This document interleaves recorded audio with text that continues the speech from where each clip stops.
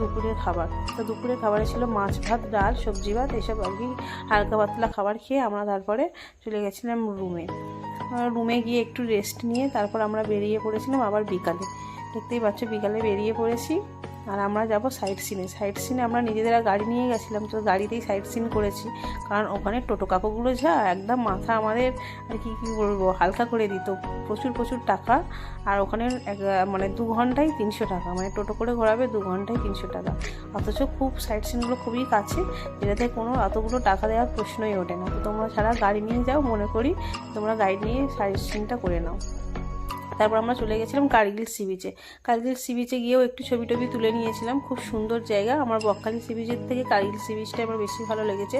আর ভিউটা দেখো একদম সন্ধ্যের টাইম হয়ে গেছিলো, খুব সুন্দর লাগছিল।